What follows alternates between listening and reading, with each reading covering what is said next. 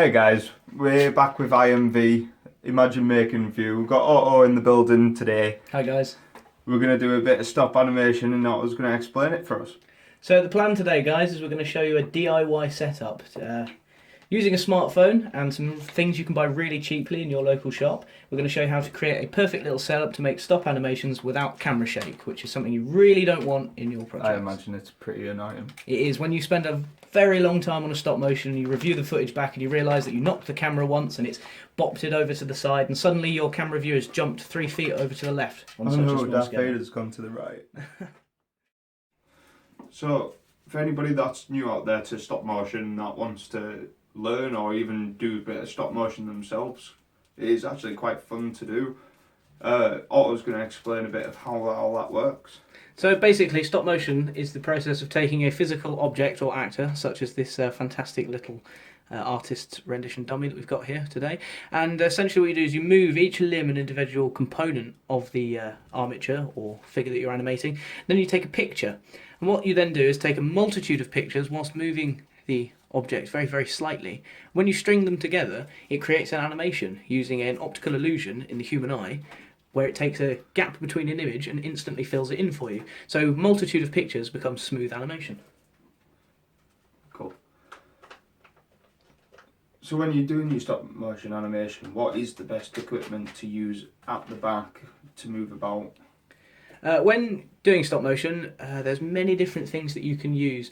A lot of people use plasticine or Play-Doh conventionally for smooth organic creatures. I myself use armatures at the moment, which are very similar to this, and what that allows is a lot more movement. But when doing stop motion, you can use solid objects, you can use toys, anything that you have, soft toys, action figures, anything like that. So literally anything around the house? Literally, you can make a stop motion out of literally anything. You could make a stop motion out of your tea if you wanted to. No, cool. It gives everybody the opportunity to do it. Anything you can find lying around. Cool. What other equipment could you use? Well, a lot of stop motion is done with professional DSLR grade cameras or video cameras, but it tends to be anything that can take a multitude of individual images. The difficulty level for this project is 0%. And the cost level of this project is £2. So, what kind of equipment are we going to go through now and see what kind of stuff we can use? Well, to make this stop motion setup, you're going to need two things and two things only. You're going to need a selfie button, preferably wireless, and you're going to need a selfie stick. And that's literally it. Now, the selfie button is a fantastic thing that I found in Pound World for literally £1. And what it is it's a wireless camera shutter button for your phone.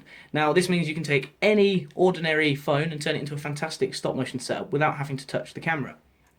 The selfie stick itself comes with this amazing head, which is multi-axis positional and extends up and down, making it a fantastic phone tripod for, again, only £1. Now, there are other options. You can go for these small phone desktop tripods, which have a variety of movement with the legs. So you can get some funky angles and you can get right close to the thing that you're filming. And for the selfie button, we also have the alternative of a wired one. Now, I personally don't like these because they don't work with all models, and I like the wireless one because it means I can lean right over my set and still have access to shutter control. Cool, so what we're going to do is we're going to go for a basic rundown and Otto's going to explain it for us. So when I was initially getting into stop motion, or getting back into it after a couple of years hiatus, I was just leaning the phone up against things and I was actually putting it inside my vice very gently so it didn't move around. And I found every time I tapped it to take a picture or to focus in, you see how the phone moves. Now, it obviously moves back again, but the thing is that taking these frames, that very slight movement is amplified and the camera shot shakes around quite considerably. So I found that placing it inside the selfie stand, which allows you to move it up and down and position it exactly how you want, is a fantastic way of getting brilliant shots. Now, the second problem is touching the phone, and that's where the selfie button comes in. So basically it connects to the phone via Bluetooth, and when you press this button at the bottom, it takes a picture, which means you can completely hands-free take a picture, move your actor, take another picture, move them again, and so on and so forth. And that's the fundamental basis of stop animation. And what that eliminates is the need to touch or have any contact with the camera at all. And this eliminates any camera shake from any of your animations. So it's really that simple. It really is that simple, and I realised that instead of going and looking for a complicated Arduino setup or something I could build, that I could get everything I needed in a pound shop for under £3. That's awesome. Test film! Yeah.